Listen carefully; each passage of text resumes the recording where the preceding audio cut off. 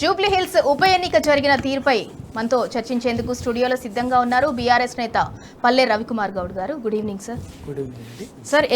Jubilee hills ఉప ఎన్నిక తీసుకున్నట్లయితే పోలింగ్ వరకు రిజల్ట్ వరకు కూడా అసలు ఈ ఎన్నిక సజావుగా జరిగిందంటారా? జూబ్లీ హిల్స్ ఉప ఎన్నిక అనేది నిజంగా కూడా ఎలక్షన్ నోటిఫికేషన్ వచ్చిన రోజు నుంచి పోలింగ్ రోజు వరకు, పోలింగ్ పూర్తయ్యే చివరి నిమిషం వరకు ప్రజాస్వామ్యాన్ని అపహాస్యం చేశారు, రాజ్యాంగాన్ని కూని చేశారు. ఏం జరుగుతుంది అని చెప్పేసి ఎప్పటికప్పుడే అధికార దుర్వినియోగం, పోలీసులు, ప్రభుత్వం ఏ విధంగా చేస్తుంది అని చెప్పేసి ఎప్పటికప్పుడే టీఆర్ఎస్ పార్టీ తరఫున ఎన్నికల సంఘానికి, ఎన్నికల ఎలక్షన్ కమిషన్కి ఫిర్యాదులు ఇస్తూ వచ్చినాం. దాదాపు 100 ఫిర్యాదులు ఇచ్చినాం. ఏ ఒక్క దాని మీద కూడా యాక్షన్ తీసుకోలేము. అధికార దుర్వినియోగం ఎట్లా జరుగుతుందని చెప్పినాం, ఓటర్లను ఎట్లా పరలోభ పెడతారు అని చెప్పేసి ముందే చెప్పినాం, ఎట్లా బెదిరిస్తారు అని చెప్పేసి చెప్పినాం, నోట్ల పంపిణీ, కట్టల పంపిణీ ఎట్లా చేస్తారు అని చెప్పేసి చెప్పినాం. రెండు, ఇంకా అన్నిటికంటే ముఖ్యంగా మేం చెప్పింది కాదు, స్వయంగా కాంగ్రెస్ పార్టీ ముఖ్యమంత్రి వైఎస్ రాజశేఖర రెడ్డి గారే నిండు అసెంబ్లీలో వాళ్ళకి ఎమ్మెల్యేగా గెలిచినటువంటి నవీన్ కుమార్ యాదవ్ గారి తండ్రి అయినటువంటి చిన్న శ్రీశైలం యాదవ్ గురించి నిండు అసెంబ్లీలో మాట్లాడిండు. ఒక రౌడీ షీటర్ అని చెప్పేసి మాట్లాడాడు. ఒకటి, ఇదే గవర్నమెంట్ ఎలక్షన్ షెడ్యూల్ నోటిఫికేషన్ ఇచ్చే ఎన్నికల ప్రక్రియ జరిగిన తర్వాత పోలింగ్ గట్ట 15 రోజుల ముందే బైండ్ ఓవర్ చేసింది ఈయన రౌడీ షీటర్ అని చెప్పేసి బైండ్ ఓవర్ చేసింది. సేమ్ మేము అదే విషయాన్ని ఎన్నికల సంఘానికి నేనే స్వయంగా వెళ్ళాను, నేను కూడా వెళ్ళాను. Commission chief electoral officer, Telangana state chief electoral officer Sudarshan Reddy గారిని కలిసి ఫిర్యాదు చేసినాం. ఎన్నికల ప్రభుత్వమే ఈయనని పలానా మధురానగర్ పోలీస్ స్టేషన్లో క్రిమినల్ ట్రాక్ ఉంది కాబట్టి ఆయనని బైండ్ ఓవర్ చేసింది. బైండ్ ఓవర్ చేసినటువంటి వ్యక్తి, అభ్యర్థి తండ్రి అయినటువంటి చిన్న శ్రీశైలం యాదవ్ గారిని బైండ్ ఓవర్ మళ్ళీ పోలింగ్ రోజు కానీ ముందు రోజు కానీ బయటగా తిరగనిస్తే ఓటర్లని, మిగతా వాళ్ళని బెదిరిస్తాడు, దౌర్జన్యం చేస్తాడు. కాబట్టి ఆయనని ఇంటికి పరిమితం చేయండి, లేదా పోలీసులు అదుపులోకి తీసుకోండి అని చెప్పేసి ఫిర్యాదు చేస్తాం. చేయలేదు. అంటే ఎన్నికల కమిషన్ ఎంత అచేతనంగా మారిందంటే మేము ఫిర్యాదులు ఇచ్చి రావటము, చూస్తాం, చేస్తామని చెప్పడం, నో యాక్షన్. దాంతో ఏమైంది, గ్రాంటెడ్ అన్నట్టు కదా, పర్మిషన్ గ్రాంటెడ్ అన్నట్టుగా ముఖ్యమంత్రి రేవంత్ రెడ్డి గారు, మంత్రులు, వాళ్ళు ప్రభుత్వం యథేచ్ఛగా ఇష్టానుసారంగా పనిచేశారు. ఇక్కడ బాధాకరమైన విషయం ఏంటంటే ప్రజలు కానీ, జూబ్లీ హిల్స్ ఓటర్లు ప్రజలు కానీ, సరే వాళ్ళ ప్రజాస్వామ్యంలో గెలిపోవటంలో సహజం, మెజారిటీ తీర్పుని తప్పనిసరిగా అంగీకరించాల్సిందే, గౌరవించాల్సిందే ఇవాళ. కానీ తీరుని మాత్రం తప్పనిసరిగా ప్రశ్నించాలి, సమీక్షించుకోవాలి, ఆత్మవిమర్శ చేసుకోవాలి, జరిగినటువంటి దాన్ని ఎత్తి చూపాలి. ఇది ప్రజాస్వామ్యం. భారత రాజ్యాంగం చాలా విశిష్టమైనటువంటి లక్షణాలతో కూడుకున్నటువంటి, ప్రపంచంలోనే 150 కోట్ల ప్రజల మనోగతాలకు సంబంధించినటువంటి అత్యంత అతిపెద్ద రాజ్యాంగం, ప్రజాస్వామ్య రాజ్యాంగం ఉన్నటువంటి దేశం ఈ దేశంలో ఉన్నది. అరే కనీసము ఎన్నికల నియమావళిని ఉల్లంఘిస్తారు, ఎన్నికల మోడల్ కోడ్ ఆఫ్ కండక్ట్ని ఉల్లంఘించింది, యథేచ్ఛగా ఇంకేం లేదు. ఇప్పుడు 2 సంవత్సరాలుగా మైనార్టీ, అక్కడ ముస్లిం మైనార్టీ ఓటర్లు ఎక్కువగా ఉంటారు, 1,00,000 మందికి ఉంటారు. వాళ్ళని ప్రలోభ పెట్టడానికి, ఇన్ఫ్లుయెన్స్ చేయడానికి అప్పటికప్పుడే రాత్రి మంత్రిని అజహరుద్దీన్ చేస్తారు. ఆయన ఎవరు అదే నియోజకవర్గంలో 2023, ఇది ఉప ఎన్నిక, 2023 ఎన్నికలో, అంటే ఆల్మోస్ట్ అదే ఎన్నిక, దాని ఎన్నిక ఆ పీరియడ్ కొనసాగింపు అన్నట్టు. 23 ఎన్నికల్లో అజహరుద్దీన్ గారు కాంగ్రెస్ పార్టీ అభ్యర్థిగా పోటీ చేసి ఓడిపోయినటువంటి వ్యక్తి. ఆయనను తీసుకొచ్చి ఎన్నికల్లో అప్పటికప్పుడే ఆ నియోజకవర్గంలో ఓటర్లను ఇన్ఫ్లుయెన్స్ చేయడం కోసం మంత్రిగా ప్రమాణ స్వీకారం, నో యాక్షన్. అది రాజ్యాంగం లేదు, ఏమీ లేదు, అయిపోయింది.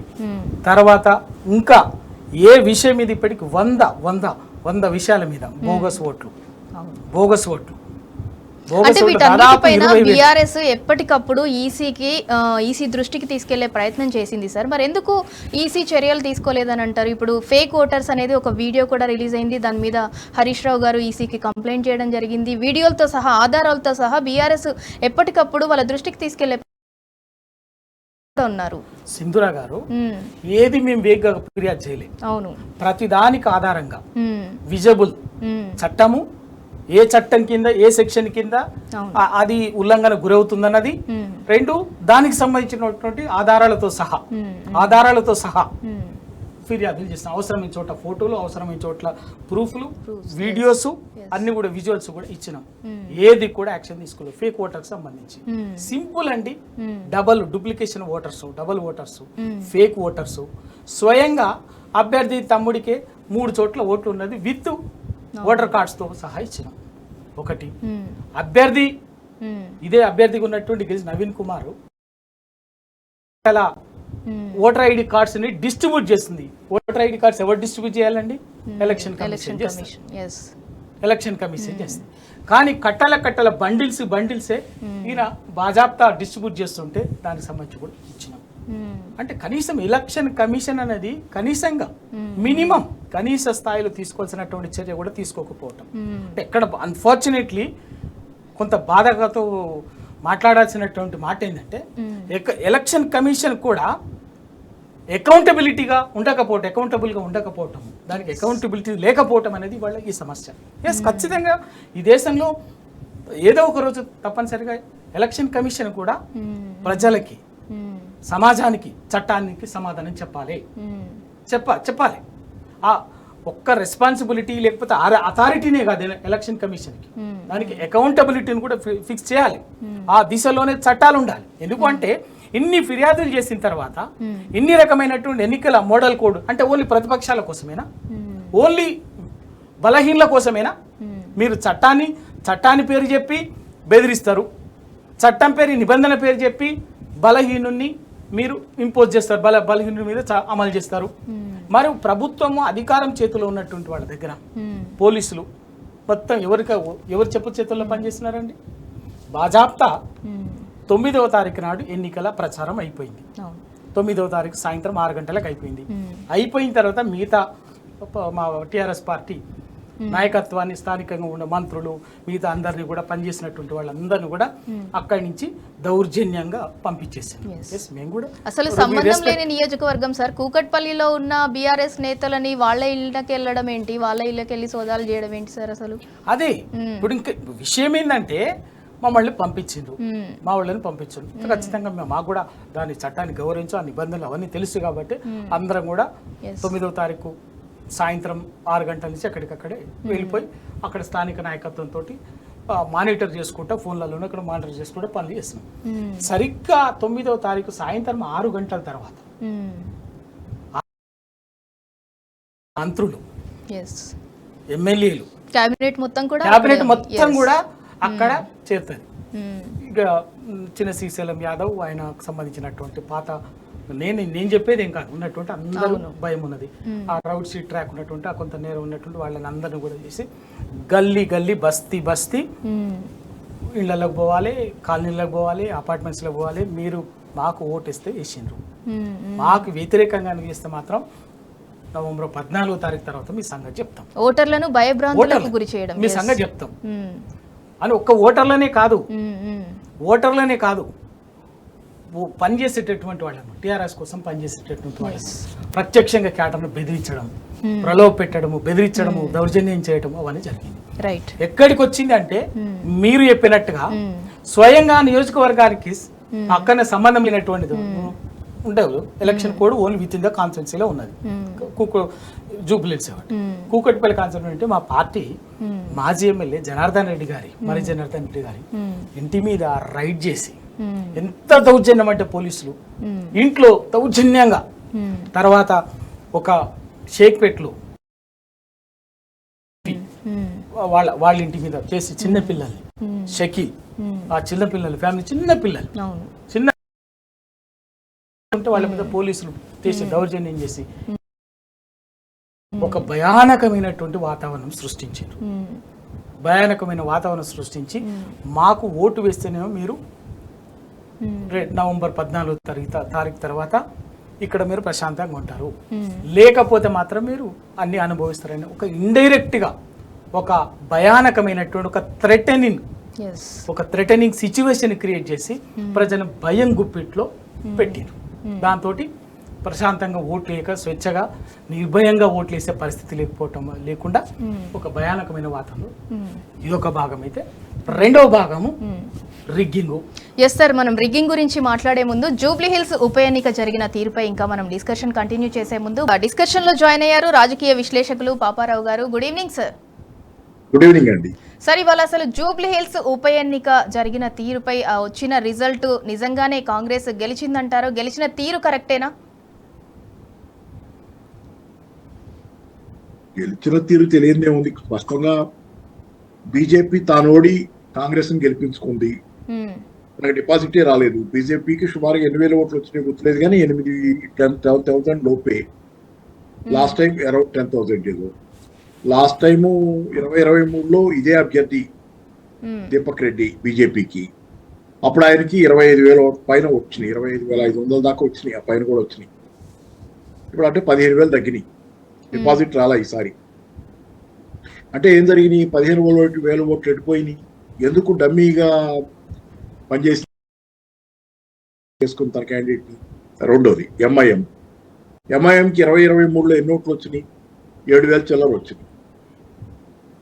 అంటే ఎంఐఎం నిజంగా ఇక్కడ 1,00,000 పైన 1,30,000 కూడా చెబుతున్నారు, కానీ 1,00,000 పైన ఉన్నటువంటి ముస్లిం ఓట్లలో 7,000 ఓట్లు మాత్రమే 2023లో ఎంఐఎం తెచ్చుకుందంటే ఎంఐఎంకి ముస్లింలలో ఎంత పలుకుపడుద్ది?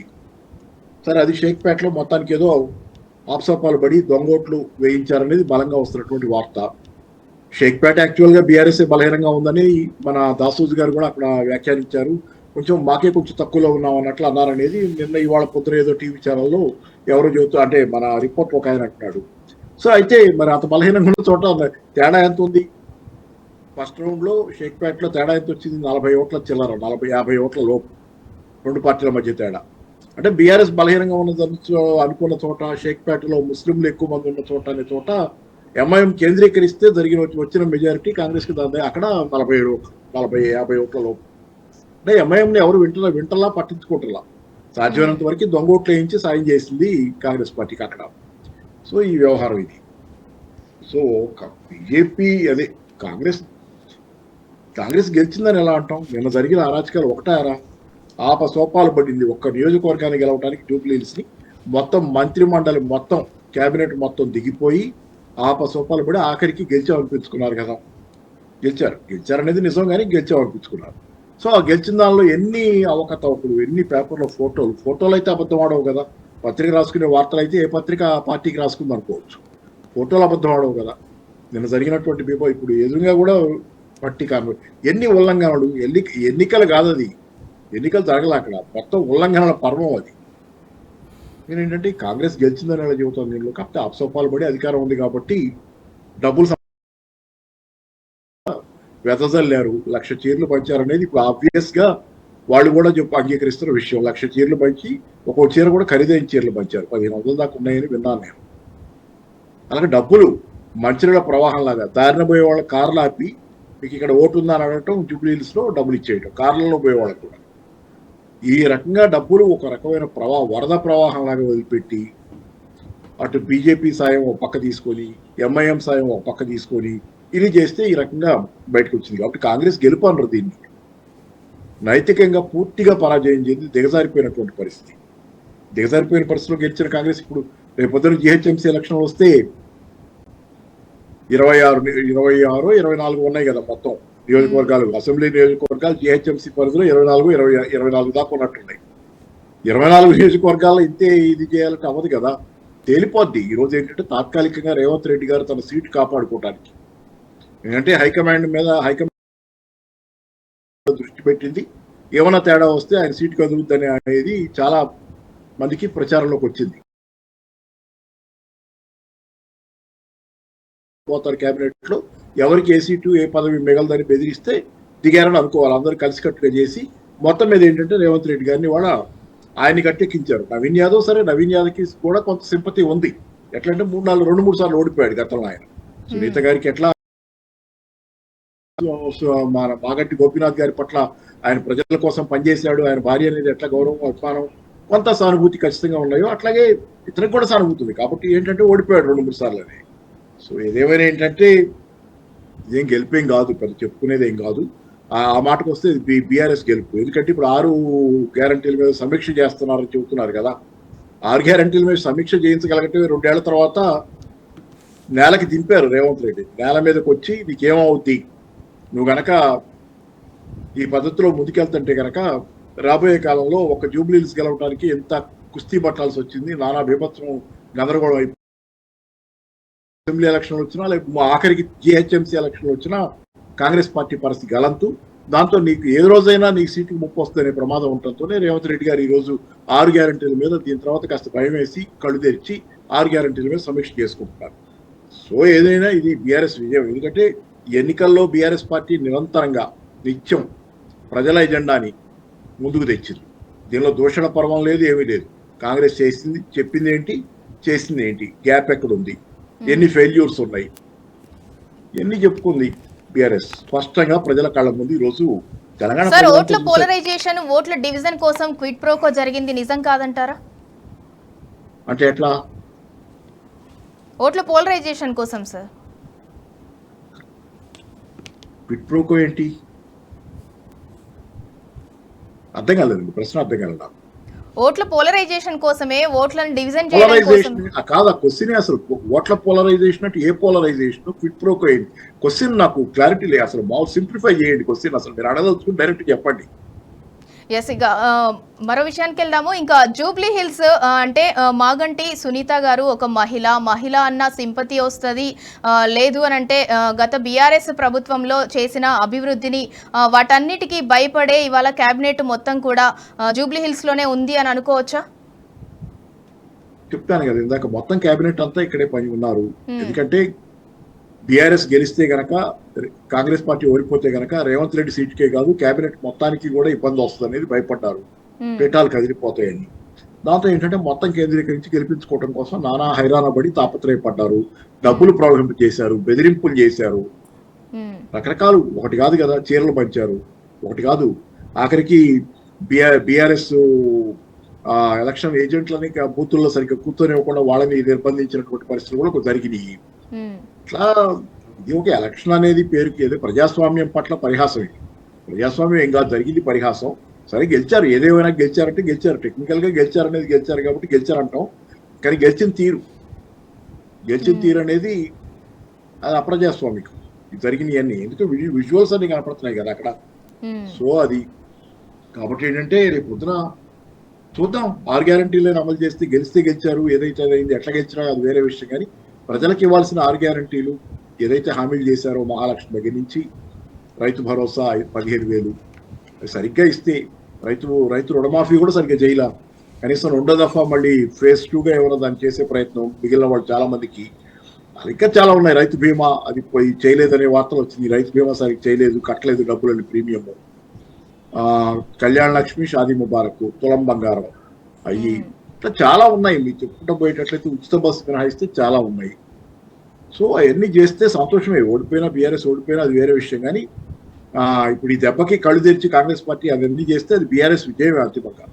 ఇప్పుడు ఇవన్నీ స్కీములను అమలు చేస్తే కనుక ప్రజలు ఆ పథకాలు అందుకోగలిగితే, ప్రజలకు లబ్ధి చేకూరితే, ప్రజల జీవితాలు మెరుగైతే మంచిదే. అది పల్లె రవికుమార్ గారు, మీరు చెప్పండి. కంటోన్మెంట్లో ఉప ఎన్నికల్లో గెలిస్తే మేము 6,000 ఇల్లు కట్టిస్తాము అని చెప్పి మాటిచ్చారు.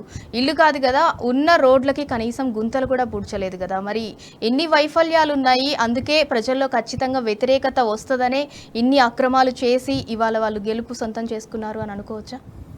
ఇప్పుడు కంటోన్మెంట్ ఎన్నికల్లో 6,000 కోట్లు చేస్తాము, అది చేస్తాము, ఇది చేస్తాము, ఇండ్లు 4,000 ఇండ్లు ఇస్తామని చెప్పేసి ఒక్క ఇల్లు కట్టింది లేదు, ఒక్కరికి ఇచ్చింది లేదు. ఏ ఫండ్స్ కూడా కనీసం నయా పైసా ఖర్చు పెట్టింది లేదు. ఈ మధ్యన ఏం చెప్తున్నారు, మొన్న ఎన్నికలు కంటోన్మెంట్లో ఏదో 5,000 కోట్లు అని చెప్పేసి ఏదో ఎలివేటెడ్ కారిడార్ అని, అది అని, ఇది అని, ఆఖరికి ఏది చూపించారు సార్. కేసీఆర్ గారు నిర్మించినటువంటి ఆల్వాల్లో నిర్మించినటువంటి ఆ కంటోన్మెంట్ ఏరియాలో టిమ్స్ హాస్పిటల్ 900 కోట్ల రూపాయలతో నిర్మించినటువంటి టిమ్స్ హాస్పిటల్ కూడా ఆ 5,000 కోట్లలో మేము చేసిన అభివృద్ధి కింద చూపించారు. ఇక వాళ్ళు అది అట్లాగే అక్కడ గెలిపిస్తే అక్కడ ఎంత చేసిండ్రు మేము అట్లనే చేస్తామని, అక్కడ మోసం చేసినాం ఇక్కడ కూడా మోసం చేస్తామని చెప్పినట్టు సింపుల్, వేరే ఇంకేం లేదు. జూబ్లీహిల్స్ లో కూడా చేస్తాం. జూబ్లీహిల్స్ లో 2 ఏళ్ళుగా ఎందుకు చేయాలి? ఒక్క పైసా ఒక ఇల్లు కట్టించిందా? ఒక్క ఇల్లు ఒక్కరికైనా ఒక ఇల్లు అని ఇచ్చిందా? ఇదే కేసీఆర్ గారు 3,600 మందికి డబుల్ బెడ్రూమ్ ఇల్లు ఇచ్చినాం. 3,600 మందికి డబుల్ బెడ్రూమ్ ఇచ్చినాం. 5,328 కోట్ల రూపాయలతోటి ఓన్లీ జూబ్లీహిల్స్ లో 9.5 ఏళ్లలో అద్భుతమైనటువంటి డెవలప్మెంట్ జరిగింది. అది మర్చిపోతారా? ఊరికే తొండి వాదనలు చేస్తే సరిపోతుందా? లెక్కలు చెప్పమంటారా? అందుకే డెవలప్మెంట్ కార్డు కూడా రిలీజ్ చేసాం. 333 కోట్లతోటి షేక్పేట ఫ్లైఓవర్, అది అక్కడ ఆ నియోజకవర్గంలో షేక్పేట ఆ పరిసర ప్రాంతాలకు ఎంతగా ఇబ్బంది పడేవాళ్ళు, అది నిర్మాణం జరిగిన తర్వాత ఎంత హాయిగా ఉందో వాళ్ళకు. అక్కడ కళ్ళకు కట్టినట్టుంది. 150 కోట్ల రూపాయలతోటి యూసఫ్ బోరబండలో వాటర్ రిజర్వాయర్ కట్టిండ్రండి 150 కోట్ల రూపాయలతోటి. ఇంకో 30 కోట్ల రూపాయలతోటి జూబ్లీహిల్స్ నియోజకవర్గంలో ఇంటింటికి నీళ్ల కార్యక్రమం ఓన్లీ వాటర్ కోసమే 180 కోట్లు ఖర్చు పెట్టింది. 455 కోట్ల రూపాయలు పెట్టి 10 సబ్ స్టేషన్ల నిర్మాణం జరిగింది. 13 బస్తీ దవాఖానాలు జరిగింది. ఇట్లా మొత్తం చెప్పుకుంటే 5,328 కోట్ల రూపాయల అభివృద్ధి క్రిస్టల్ క్లియర్గా చేసి పెట్టే దాన్ని.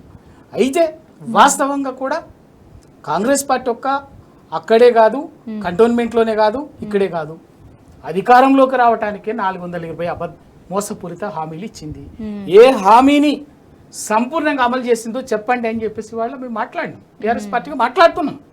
ఇవాళ మేము గెలవకపోవచ్చు, టెక్నికల్గా ఓడిపోవచ్చు కాక, కానీ ఇవాళ వీళ్ళు చేసిన మోసం ఏందో, వీళ్ళు చేసిన కళ్యాణ లక్ష్మిలో కళ్యాణ లక్ష రూపాయలతో పాటు తులం బంగారం ఇస్తానన్నది ఇచ్చిందా అని చెప్పేసి వాళ్ళ ప్రజలకు చెప్పినాం. మోసం చేసిందని చెప్పినాం. ప్రతి ఆడబిడ్డకు నెలకు 2,500 రూపాయలు ఇస్తామని చెప్పేసి అధికారంలోకి వస్తామని చెప్పేసి చెప్పిండ్రు. దాన్ని ప్రశ్నించడం ఎత్తి చూపినాం. ఇవాళ జూబ్లీహిల్స్ నియోజకవర్గంలో సార్ 6 గ్యారంటీలను ఎగ్గొట్టిన పార్టీకి, అలాగే 6 గ్యారంటీలపై మోసం చేశారు అని చెప్పి ఎదిరించి పోరాడుతున్న పార్టీకే పోటీ జరిగింది అని అనుకోవచ్చా? ఖచ్చితంగా. ఎందుకంటే ఇక్కడ మేము ఖచ్చితంగా ఒక విషయం మాత్రము టీఆర్ఎస్ పార్టీ సంపూర్ణంగా ఖచ్చితంగా మేము విజయం సాధించినాం.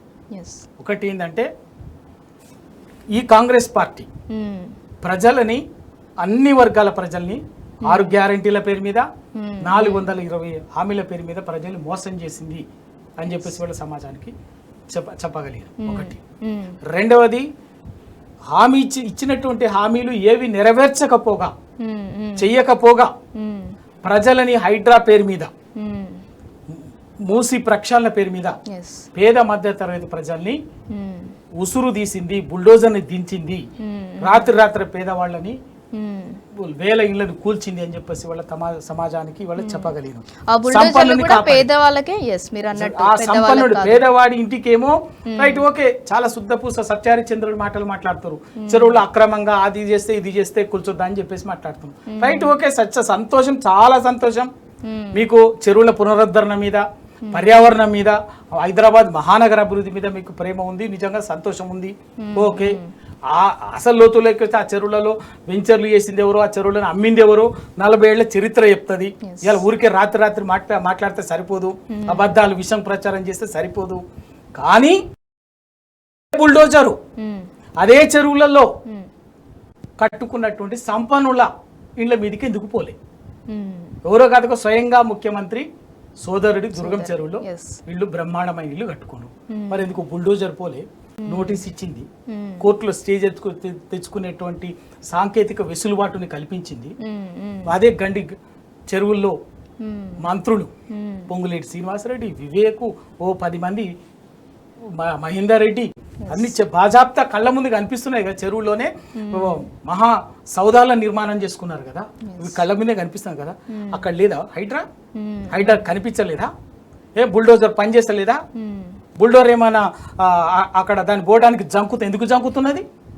మరి ఎందుకు పేదవాడి ఇంటి మీదకి రాత్రే తెల్లవారక ముందే చిన్నపిల్లలు, ఆడపిల్లలు అన్నది కూడా కనీసం లేవకముందే కాలకృత్యాలు తీసుకోకముందే వాళ్ళని బెదిరించి దౌర్జన్యంగా ఇల్లు కూల్చేసి పుస్తకాలు ఉన్న సామాన్లు వాళ్ళకి గిన్నెలో బొన్నెలో సర్దుకునే అవకాశం కూడా ఇవ్వకుండా రాత్రికి రాత్రే వాళ్ళని దౌర్జన్యంగా ఇంత చేసినటువంటి బుల్డోజరు ఎందుకు ఈ సంపన్నుడి ఇంటి మీదకి ఎందుకు పోలే? అది నేను అడగడం కాదు, స్వయంగా హైకోర్టు ప్రశ్నించాను ఆ విషయాన్ని. సెలవు రోజుల్లో ఎందుకు పోతున్నారు మీరు అని చెప్పేసి హైకోర్టు ప్రశ్నించింది. సమాధానాలు ఉండవు వీటికి. ఏమనంటే ఎదురుదాడి, దౌర్జన్యం, విద్వేషం, విషం ప్రచారం చేయటం, ఇది ఇవాళ ఈ విషయాలన్నీ కూడా ఇవాళ తెలంగాణ సమాజానికి మేము చెప్పగలిగినాం. ప్రభుత్వం చేస్తున్నటువంటి మోసాన్ని, వంచనని చెప్పగలిగినాం. అట్లాగే జూబ్లీహిల్స్ ఓటర్ కూడా చెప్పగలిగినాం. కాకపోతే అధికార బలాన్ని ఉపయోగించింది, డబ్బులని, అధికారాన్ని ఉపయోగించి ఏం చేసింది గవర్నమెంట్? ప్రజా తీర్పుని, ప్రజా మనోగతాన్ని, ప్రజా అభిప్రాయాన్ని మార్చగలిగింది. దౌర్జన్యంగా దాష్టికం చేసి మార్చగలిగి ఓట్లు ఇప్పించుకోవటానికి వాళ్ళ మీద ప్రజాభిప్రాయాన్ని భిన్నంగా ఓటింగ్ చేసుకునేటటువంటి పరిస్థితి చేసింది. తప్పనిసరిగా మేము వదిలిపెట్టేది ఏమి ఉండదు.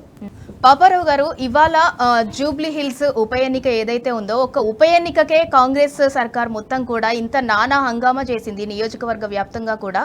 మరి నెక్స్ట్ ఇంకా రాష్ట్రంలో జరగబోయే లోకల్ బాడీ ఎలక్షన్స్ కావచ్చు, జిహెచ్ఎంసీ ఎలక్షన్స్ కావచ్చు, వాటికి ఇంకా ఎలాంటి కుతంత్రాలు, ఎలాంటి కుట్రలు, ఎలాంటి అక్రమాలకు పాల్పడుతుంది అనేసి ఇప్పుడు ఇవాళ రాష్ట్ర ప్రజలంతా కూడా భయపడే సిచ్యువేషన్ వచ్చింది సార్. అంటే అక్కడ స్కాటర్ అవుతుందండి. ఇప్పుడు ఎనర్జీ మొత్తం శక్తియుక్తులు, డబ్బులు, బలం, బలగం, మంత్రి మండలి సమస్తం ఇక్కడ ఫోకస్ చేశారు తెచ్చి జూబ్లీహిల్స్ మీద. అందుకని ఒక్క నియోజకవర్గం కాబట్టి వాళ్ళకి సాధ్యమైంది. కానీ ఆఖరికి జిహెచ్ఎంసీ పరిధిలో కూడా సాధ్యమవుతుంది అనుకుంటున్నా. ఎందుకంటే ఇట్లాంటి 24 నియోజకవర్గాలు కదా అది. జిహెచ్ఎంసీలో హైదరాబాద్ పరిధి, జిహెచ్ఎంసీ పరిధిలో 24 అసెంబ్లీ నియోజకవర్గాలు ఉన్నాయి. జూబ్లీహిల్స్ అనేది ఒక్క నియోజకవర్గం. దానిలోనే ఆపసోపాలు పడి, ఇంతమంది దిగి, ఇన్ని రకాల కష్టాలు పడి, ఇన్ని రకాల డబ్బులు పంచితే ఈ రకంగా బయటపడ్డారు. అది మొత్తం 24 నియోజకవర్గాలు చేయాలంటే ఎవరి వల్ల కాదు, అది ఏ పార్టీ వల్ల కాదు. ఎంత పెద్ద పార్టీ అయినా, ఎంత నిర్మాణం ఉన్న పార్టీ అయినా కాదు. కాబట్టి కాంగ్రెస్ వాళ్ళ వల్ల కూడా కాదు.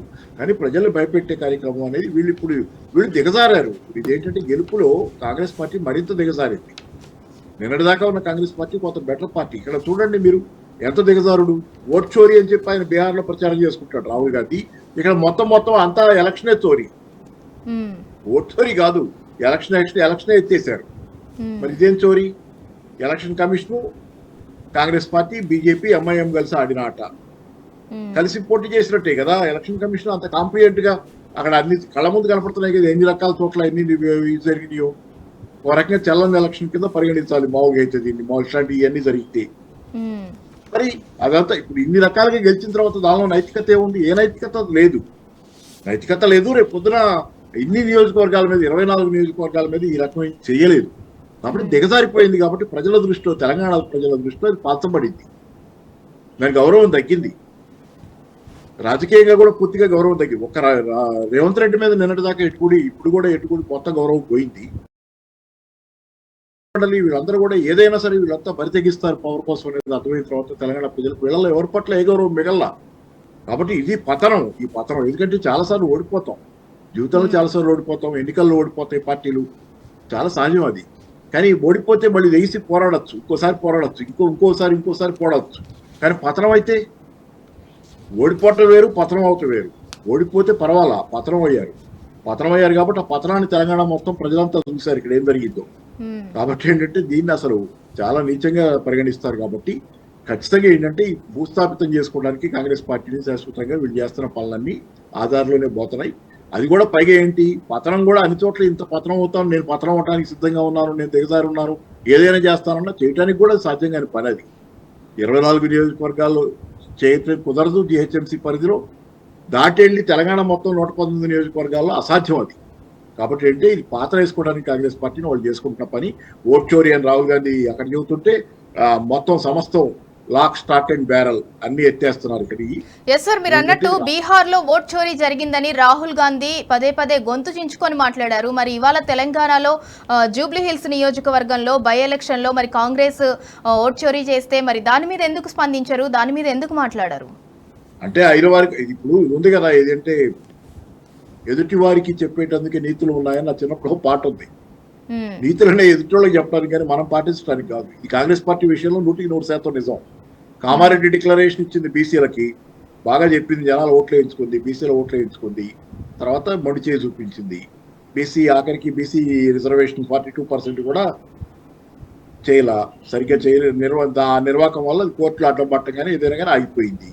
తర్వాత ఇక ఖమ్మం డిక్లరేషన్, యూత్ డిక్లరేషన్, అది నిరుద్యోగులకి నిరుద్యోగ భృతి 4,000 ఇస్తామని చెప్పి అది ఒక పచ్చాబద్ధం. అశోక్ నగర్ సాక్షిగా చెప్పి అక్కడ ఖమ్మంలో అయితే ఆమె ప్రియాంక గాంధీ గారు చెప్పారు. బట్టి విక్రమార్క గారు అసెంబ్లీలోకి వచ్చి మొదటి బిగినింగ్ లోనే, వీళ్ళ పాలన బిగినింగ్ లోనే అనలేదు మేము ఆ మాట చెప్పి పచ్చాబద్ధం ఆడిపోయారు. తర్వాత ఇంకో డిక్లరేషన్ ఏది, ఇక్కడ వరంగల్ డిక్లరేషన్ రైతులు అయితే నిండా ముంచి ఆత్మహత్యల పాలు చేస్తున్నారు. ఆత్మహత్యలు ఎంత అండి?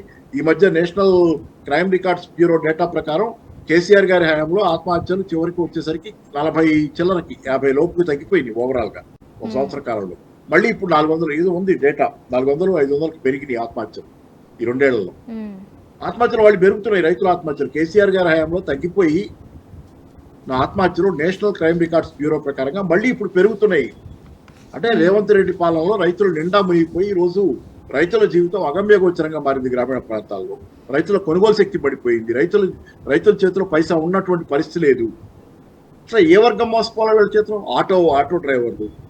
ఉచిత బస్సు అన్నారు, ఉచిత బస్సు పెడితే నువ్వు 12,000 ఇస్తానన్నావు కదా ఆటో డ్రైవర్లకి, నెలకు 1,000 ఇస్తానన్నావు కదా కంపెన్సేటరీగా. నీకు ఇచ్చావు నువ్వు? ఎవరిచ్చారు? ఈ ఆటో వాళ్ళకి ఇచ్చాడా 12,000? 12,000 ఇచ్చినా సరిపోదు. నెలకు 1,000 ఇస్తే ఏమవుతుంది? వాళ్ళ జీవితాలు ఏం గడుస్తాయి? 12 నెలలకు 12,000. సో ఇవన్నీ ఏంటంటే రేవంత్ రెడ్డి మీరు అన్నట్టు గడిచిన 2 ఏళ్లు చూసుకున్నట్లయితే కాంగ్రెస్ ప్రభుత్వం రేవంత్ పరిపాలన మొదలైనప్పటి నుంచి చూసుకున్నట్లయితే ఇన్వెస్ట్మెంట్లు తగ్గిపోయాయి. ఉన్న కంపెనీలన్నీ కూడా పక్క రాష్ట్రాలకు తరలి వెళ్లే పరిస్థితి వచ్చింది. రైతుల ఆత్మహత్యలు ఏంటి, ఆటో డ్రైవర్ల ఆత్మహత్యలు, గురుకులాల్లో ఫుడ్ పాయిజన్ కేసెస్, పిల్లల మరణ మృదంగాలు మోగటము, వీటన్నిటిపై కూడా ఎందుకు వాళ్ళు స్పందించరు? స్పందించడానికి ఏముందండి? అందిస్తున్నాడు కదా సూట్ కేసులు. ఢిల్లీ సూట్ కేసులు అన్నంత కాలం వీళ్ళకి మనం ఇంకా స్పందించేది ఏముంది? స్పందిస్తే కనుక ఆయన ఏమన్నా బీజేపీ వైపు వెళ్తారని భయం కూడా ఉందనేది. ఇప్పుడు ఆందోళన, కాంగ్రెస్ నాయకుల ఆందోళన అంతా ఆయన తీసేయడానికి ఎందుకు ఆందోళన? ఆయన ఏమన్నా మొత్తం కొంతమందిని ఎమ్మెల్యేలు తీసుకుని వెళ్ళిపోయి బీజేపీతో కలిసిపోతాడేమో భయం ఉందనేది కదా బయట అందరూ మాట్లాడుకుంటుంది.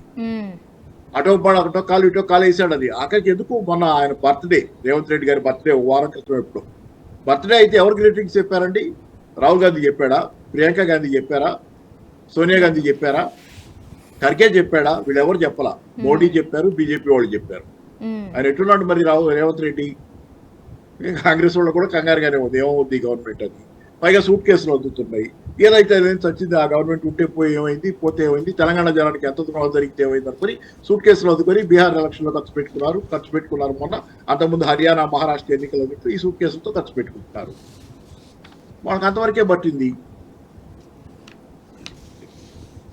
అంటే రేవంత్ రెడ్డి పరిపాలనతోటి అంత అసంతృప్తిగా ఉన్నప్పుడు మరి ఎందుకు మందలించట్లేదు సార్? హైకమాండ్ ఎందుకు సైలెంట్ గా ఉంటున్నట్టు? ఏం మందలిస్తారండి? ఈయన ఇక్కడ మాట అక్కడ చెప్పుడు, అక్కడ మాట ఇక్కడ చెప్పుడు, ఎక్కడ మాట అక్కడ చెబుతాడు. ఏమైనా మందలిస్తారు? పాదరసాన్ని పట్టుకోవటం ఎట్లా? మీరు ఎట్లా పట్టుకుంటారు? పాదరసానికి రూపు రేఖ ఏముండవు, రూపును షేప్ ఏముండవు కదా. పాదరసం పట్టు దారిపోద్ది. అట్లా అసలు పట్టుకోవడం సాధ్యం కాదు. మీరు మాట్లాడే అబద్ధాలకి వాళ్ళు ఏం పట్టుకుంటారు? ఇవన్నీ అదొకటి. రెండోది సూట్ కేసులు అందుతున్నాయి కదా. ఎన్ని అనుకుంటే అయితే అయింది పోనీ. ఒక తెలంగాణ పోతే పోయే, తెలంగాణ జనం ఏమైతే పోయే, మనకి బీహార్ గెలుస్తామేమో ఈ సూట్ కేసుల డబ్బులతో, లేకపోతే మహారాష్ట్ర గెలుస్తాం, హర్యానా, ఇదే లెక్కల్లో ఉన్నారు. వాళ్ళకి తెలియకేం కాదు. ఖర్గే గారు ఎన్నిసార్లు కామెంట్ చేశారంటే రేవంత్ రెడ్డి గురించి ఎన్నిసార్లు ఈ మధ్యకాలంలో పరోక్షంగా ప్రత్యక్షంగా కూడా రేవంత్ రెడ్డి గారి గురించి మాట్లాడారు కదా. 6 గ్యారంటీల గురించి, 5 గ్యారంటీల గురించి, గ్యారంటీల విషయం దేశమంతా ఈ గ్యారంటీలు ఇవ్వటం మంచిది కాదని కూడా మాట్లాడాడుగా. ఆయన తెలుసు కదా ఏమవుతున్నాయి గ్యారంటీలు ఇచ్చి తర్వాత ఏం చేస్తున్నాము అనేది. ఆయనకు కూడా తెలుసు కాంగ్రెస్ పార్టీ విషయంలో. ఖర్గే గారికి పెద్ద మనిషి ఆయన. ఏం చేస్తారు? ఏం లేదు. కాంగ్రెస్ పార్టీ ఎలాగోలా ఇక్కడ అధికారం పోయింది అనుకోండి, ఇక్కడ నుంచి సూట్ కేసులు అవుతాయి కదా. అది అందుకని ఏంటంటే ఇదేదో ఎట్లా ఉందంటే చచ్చినోడి పెళ్లికి వచ్చినాయి కట్ట ఉన్నాయి. ఈ గవర్నమెంట్ ఎట్లా పోతే ఏమైంది, తెలంగాణ ప్రజలు నాశనం అయిపోతే ఏమైంది, మన సూట్ కేసులు మనకు వస్తే అంతటితో సంతృప్తి పడకపోతే ఇదంతా మొత్తానికి మోసం వస్తుందనే భయంలో ఉంది Congress high command. Right sir, discussion లో జాయిన్ అయినందుకు పాపారావు గారు థ్యాంక్ యూ సో మచ్. ఇక పల్లె రవికుమార్ గారు మీరు చెప్పండి, ఓట్ల పోలరైజేషన్, ఓట్ల డివిజన్ కోసం క్విడ్ ప్రోకో జరిగింది అనేది నిజం కాదంటారా? సింధూర గారు ఓట్ల పోలరైజేషన్ అనేది జనరల్గా క్విడ్ ప్రోకో అనేది సహజంగా కొంత ఒక ఏ సెన్స్లో వాడతామంటే అధికార పీఠంలో ఉన్నటువంటి ప్రభుత్వంలో ఉన్నటువంటి వాళ్ళు అపోజిట్ ఒక ఎవరికైనా ఏదైనా పని చేసి పెట్టి దాని తగ్గట్టు ప్రభుత్వం నుంచి లబ్ధి చేకూర్చి వాళ్ళని ఇంకో రకంగా వాళ్ళ వ్యక్తిగత ప్రయోజనాల కోసము ఇంకో దానికోసము వాడుకోవటానికి క్విడ్ ప్రోకో అనే సెన్స్లో వాడతాం. ఇక్కడ సరిగ్గా కొత్తగా పొలిటికల్ క్విడ్ ప్రోకో జరిగింది ఇక్కడ. ఏంటంటే ఎంఐఎం పార్టీ వాస్తవంగా పోటీలోనే లేకుండా చేసుకున్నారు.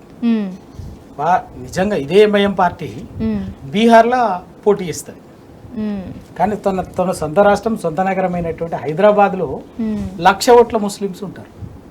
ఎంఐఎం పార్టీ మైనార్టీ ప్రయోజనాల కోసం ముస్లిం మైనార్టీల హక్కుల కోసం ఉన్న పార్టీ అని చెప్పేసి ఆ పార్టీ ఉంటుంది. కానీ ఇక్కడ 1,00,000కి పైగా ఉన్నటువంటి ముస్లింలకు అభ్యర్థిని పెట్టదు, కానీ అక్కడ బీహార్లో ఎక్కడో దానికోసం పెడుతుంది. ఇక్కడ ఎందుకు అంటే ఈ అధికారంలో ఉన్నట్టు కాంగ్రెస్ పార్టీని కాపాడుకోవటం కోసం, టీఆర్ఎస్ని దెబ్బతీయాలంటే అక్కడ ఎంఐఎం సపోర్ట్ అవసరం. ఎంఐఎం అభ్యర్థి పోటీలో ఉంటే ఆటోమేటిక్గా బీఆర్ఎస్ గెలుస్తుంది కాబట్టి ముస్లిం మైనార్టీ కొంత డివిజన్ వస్తుంది, ఓట్ షేరింగ్ ఉంటుంది. కాంగ్రెస్ కొంత, టీఆర్ఎస్ కొంత, ఎంఐఎం ఇన్ఫ్లుయెన్స్లో ఉండే ముస్లిమ్స్ ఎంఐఎం కొంత ఉంటుంది కాబట్టి కొంత ప్రయారిటీ.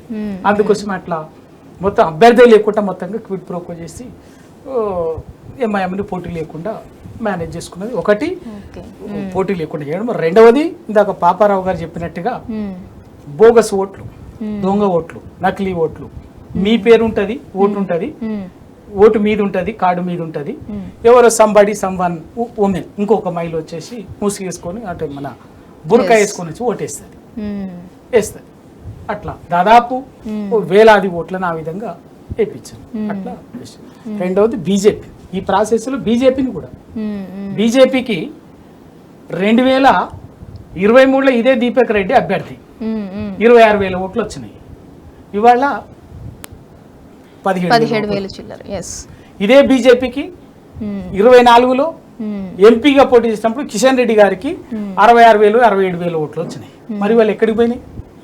ఎందుకు? మరి కిషన్ రెడ్డి గారు, బండి సంజయ్ గారు హేమాహేమీలు ఉన్నారు కదా, మరి ఎందుకు అట్టు కనిపించలే? ఊరికే బొక్కుపడి అట్లా వచ్చేసి పోయిండు. ఎందుకు అంటే వాళ్ళకు కూడా కావాల్సింది ఏంటంటే కేసీఆర్ గారు గెలవద్దు, టీఆర్ఎస్ గెలవద్దు.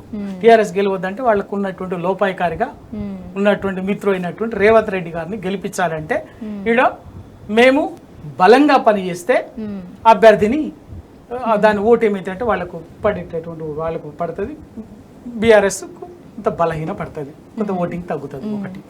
రెండవది ఏం చేసింది కాదు, అదొక భాగం అయితే కాంగ్రెస్ చేసిన బీజేపీ నాయకత్వం చేసిన బండి సంజయ్ గారు బీజేపీ నాయకత్వం చేసిన పని ఏంటంటే ఓట్ పోలరైజేషన్ చేసింది. ఏమని? హిందూ ముస్లిం అంటే హిందువులు అనేటువంటి మాకేయాలి, ముస్లింలు అనేటువంటి మొత్తంగా కూడా కాంగ్రెస్కి వేయాలి. ఆ హిందూ ముస్లిం అనే పోలరైజేషన్ అనేటువంటి క్రియేట్ చేసేటటువంటి ఇదంతా కూడా పార్ట్ ఆఫ్ క్విడ్ ప్రోకో. అట్లాగే కమ్యూనిస్ట్ పార్టీలు కూడా, ఎందుకంటే కమ్యూనిస్ట్ పార్టీలు ఇవాళ నిజంగా కూడా ఎంత అన్యాయం అంటే పేదవాడి బుల్డోజర్లు పెట్టి మూసీ పేరు మీద పేదవాడి ఇల్లు కూల్చేస్తుంటే, హైడ్రా పేరు మీద కూల్చేస్తుంటే కమ్యూనిస్ట్ పార్టీలు మాట్లాడకపోవటం అనేది ఎంత బాధాకరమైన విషయం. ఏంటంటే మాట్లాడకపోగా వాళ్ళు బాజాప్తా కాంగ్రెస్ పార్టీ అభ్యర్థికి ఓటేయటం, మద్దతు ఇవ్వటం బహిరంగంగా. ఇంకా వీటన్నిటిని ఎట్లా అర్థం చేసుకోవాలి? మీరన్నటువంటి పొలిటికల్ క్విడ్ ప్రోకో లాంటిదే ఇది. కాబట్టి ఇవంతా కూడా ఎందుకు అంటే అందరికీ ఏమైందంటే కేసీఆర్ గారిని టీఆర్ఎస్ పార్టీని నైతికంగా దెబ్బతీస్తే అటు ఢిల్లీలో ఇటు రాష్ట్రంలో రేవంత్ రెడ్డి ఆడిందే ఆట పాడిందే పాట ఉంటుంది. ఇంకా గమ్మత్ ఏంటంటే ఇక్కడ ఎవ్వరికి అర్థం కాని ఏంటంటే రాహుల్ గాంధీ గారి పాత్ర. రాహుల్ గాంధీ గారు దేశమంతా రాజ్యాంగం చెప్తాడు, బుల్డోజర్ అంటాడు, ఇంకోటి అంటే ఓట్ అంటాడు.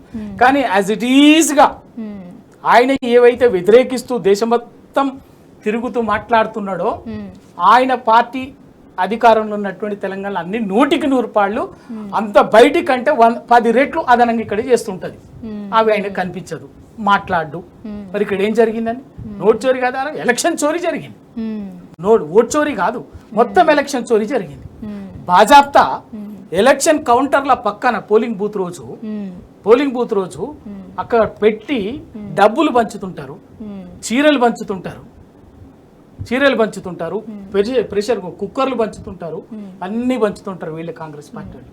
ఇవాళ తెలంగాణలో జూబ్లీ హిల్స్ నియోజకవర్గంలో కాంగ్రెస్ కు సరైన సమాధానం రాకపోయినా కానీ సార్, అంటే ప్రజల లోపలున్నా కూడా వీళ్ళు బెదిరించి భయభ్రాంతులకు గురి చేసి రెగ్గింగ్ చేసి అదంతా చేసి కూడా వాళ్ళు ఇవాళ గెలుపొందారు. బట్ ఇవాళ బీహార్ రిజల్ట్స్ మనం చూసుకున్నట్లయితే దేశవ్యాప్తంగా కొన్ని అసెంబ్లీ రిజల్ట్స్ వచ్చాయి. అవి చూసుకున్నట్లయితే కాంగ్రెస్ కి ఎంత ప్రజా వ్యతిరేకత ఉంది అనేది క్లియర్ గా అర్థమవుతుంది. అర్థమైంది కదా. నిజంగా చెప్పాలంటే ఎంజిడి మహాగఠబంధన్, రాజీవ్ గాంధీ వల్ల, కాంగ్రెస్ పార్టీ వల్ల మహాగఠబంధన్ అనేది ఘోరంగా దెబ్బతిన్నది. ఎందుకంటే ప్రజా సమస్యల్ని, ప్రజలు ఎదుర్కొంటున్నటువంటి సమస్యల్ని ప్రభుత్వం మీద అస్త్రాలుగా సంధించకుండా నైతికంగా ఒక అధికార పక్షాన్ని నైతికంగా రాజకీయంగా ఇబ్బంది పెట్టాల్సిన ఒత్తిడికి పెంచేటటువంటి ఓట్ చోరీ లాంటి అంశాన్ని ఒక ప్రజా సమస్యగా మార్చడం అనేది ఇవాళ ఏమైపోయిందంటే ఓటర్ మైండ్ సెట్ మారిపోయింది. అక్కడ ఏది మాట్లాడాలి అదే. అక్కడ ఎలక్షన్లకు ముందే BJP party, NDA government, Nitish Kumar గారు, మోడీ గారు కలిసి 70 లక్షల మంది మహిళలకు 10,000 చొప్పున అకౌంట్లో డబ్బులు మార్పిడి చేసిండు, ట్రాన్స్ఫర్ చేసింది. వాటిని కదా మార్చాలి, వాటిని కదా ప్రశ్నించాల్సింది. ఇన్నేళ్ల కాలంలో బీహార్లో ఎందుకు ప్రశ్నించలేదు, ఎందుకు అభివృద్ధి జరగలేదు, ఎందుకు ఇప్పుడు కొత్తగా అభివృద్ధిని కొత్త పుంతలు నొక్కిస్తామని వాళ్ళు మాట్లాడుతున్నారు కదా. మరి ఇంతకాలం అధికారంలో ఉన్నది నితీష్ కుమార్ గారే, మోడీ గారి నాయకత్వంలో ఉన్నటువంటి మొత్తం ఎన్డీఏ గవర్నమెంటే కదా. వాటిని కదా ఎక్స్పోజ్ చేయాల్సింది రాహుల్ గాంధీ గారు. అది చెయ్యలే. అది చెయ్యకుండా ప్రజా సమస్యల్ని, ప్రజలు ఎదుర్కొంటున్నటువంటి సమస్యల్ని గాలికి వదిలేసి ఈయన మైండ్లో ఉన్నటువంటి థియరీస్ని జనం మీద ఒక పబ్లిక్ ఇష్యూగా మార్చాలనుకోవటం జరిగింది. ఎందుకు అంటే ఇవాళ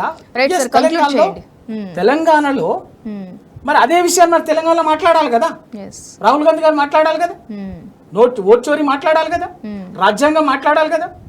బుల్డోజర్ ఎందుకు పేదోడి ఇంటి మీదకి పోయిందో, ఆ చంటి బిడ్డలు, పసిపిల్లలు, చదువుకున్నటువంటి పిల్లల ఆర్తనాదాలు వినిపించాలి కదా రాహుల్ గాంధీ గారికి. ఇక్కడ వినిపించవా? ఇక్కడ పట్టింపు ఉండదా? ఇక్కడ ఉండదు. అంటే కాంగ్రెస్ పార్టీకి, రాహుల్ గాంధీ గారికి ద్వంద్వ ప్రమాణాలు. అధికారం ఉన్న చోట ఒక రకంగా వ్యవహరిస్తారు, ప్రతిపక్షంగా అధికారం కోసం ఆరాటపడే దగ్గర ఇంకో రకంగా వ్యవహరిస్తారు, ద్వంద్వ ప్రమాణాలు పాటిస్తారు. సింపుల్. బీహార్లో ఒక రకంగా, ఇప్పుడే ఏకకాలంలోనే బీహార్లో ఒక రకంగా వ్యవహరిస్తారు, తెలంగాణలో ఒక రకంగా వ్యవహరిస్తారు. ఈ పరిస్థితుల్లో మెయిన్గా టీఆర్ఎస్ పార్టీగా కాంగ్రెస్ పార్టీ ప్రజలకు ఇచ్చినటువంటి హామీలని, మోసాలని, వంచనని చెప్పటంలో 100% సక్సెస్ అయినాం. అది ఓటుగా మాకు రాకపోవచ్చు కొంత. ఎందుకు అంటే అది ఓటుగా వేయడానికి ప్రజలు సిద్ధంగా ఉన్నారు. ఇవాళ తెలంగాణ సమాజమే అంటే తెలంగాణ సమాజం కూడా జూబ్లీ హిల్స్ లో టీఆర్ఎస్ గెలవాలని కోరుకున్నది. కాంగ్రెస్ జూబ్లీ హిల్స్ ఓటర్ కూడా కోరుకున్నారు. అది 9వ తారీఖు వరకు వాళ్ళు చెప్పేటటువంటి సర్వేలే, అన్ని సర్వేల్లో కూడా అదే కనిపించింది. కానీ ఏం జరిగింది? 9వ తారీఖు తర్వాత అధికారం, దౌర్జన్యం, వీటి పోలీసు ఇదంతా కూడా కనుక రిగ్గింగు, దొంగ ఓట్లు, భయభ్రాంతులకు ప్రలోభ పెట్టడము, ఇటువంటి ప్రాసెస్ తోటి ఏమైందంటే టెక్నికల్ గా గెలవటానికి ఈ 2 రోజులు 9వ తారీఖు 9, 10 పోలింగ్ రోజు వాడుకొని దౌర్జన్యంగా గెలిచిండ్రు. అది ప్రజాస్వామ్యాన్ని అపహాస్యం చేసిండ్రు. అయినా కూడా మేము ఇవాళ ప్రజల పక్షాన, తెలంగాణ ప్రజల పక్షాన, ప్రజలకు ఇచ్చినటువంటి 6 గ్యారెంటీలు, 420 హామీల మీద ప్రజాక్షేత్రంలోనూ ప్రజల పక్షాన బరాబర్గా టీఆర్ఎస్ పార్టీ నిలబడి కొట్లాడుతుంది, వదిలిపెట్టేది లేదు. ఎందుకంటే ఇంకొక మాట చెప్పాలి, మేము నిరాశపడాల్సింది కూడా ఏం లేదు. కొంత నిరాశ ఉన్నప్పటికీ కూడా పార్లమెంట్ ఎన్నికల్లో మాకు వచ్చినటువంటి ఓట్లు చెప్తున్నారు కదా మీరే, మాకింద ఆ రోజు వచ్చినటువంటి 18% ఓట్స్ జూబ్లీ హిల్స్లో. ఇవాళ మా బలం ఎంత అంటే 38% 5 అంటే దాదాపు రెట్టింపు పెరిగింది. ప్రజలకు ఆ విశ్వాసం ఇచ్చినాం, రెట్టింపు మా బలాన్ని పెంచుకున్నాం, మా క్యాడర్ని స్థైర్యాన్ని పెంచుకున్నాం. ఇదే దాంతో రాష్ట్రంలో ఏ ఎన్నికలు వచ్చినా ఏమొచ్చినా కూడా గట్టిగా ప్రజల పక్షాన ఉంటాం. ప్రజలకు ప్రత్యామ్నాయ పార్టీ, అసలైన పార్టీ తెలంగాణ సమాజానికి, తెలంగాణ ప్రజలకి ఎప్పటికైనా పెద్ద దిక్కు, శ్రీరామ రక్ష, రక్షణ కవచం టీఆర్ఎస్ పార్టీ కేసీఆర్ గారే అని చెప్పేసి వాళ్ళ ఇవాళ తీర్పుతోటి రైట్ సార్ జూబ్లీహిల్స్ ప్రజలు తీర్పిచ్చిండు. బరాబర్ ఆ పాత్రని మరింత నిర్మాణాత్మకంగా పూర్తి చేస్తాం, నిర్వర్తిస్తాం. రైట్ సార్, డిస్కషన్లో జాయిన్ అయినందుకు పల్లె రవికుమార్ గౌడ్ గారు థ్యాంక్ యూ సో మచ్. ఇక మొత్తానికి జూబ్లీహిల్స్ ఉప ఎన్నిక జరిగిన తీరుపై అయితే బీఆర్ఎస్ నేతలు ఒక్కలే ప్రశ్నించడం కాదు, యావత్ తెలంగాణ కూడా ఆలోచించాల్సిన అవసరం ఎంతైనా ఉంది. ఇది వాళ్ళ బరాబర్ అడుగుదాం. స్టేట్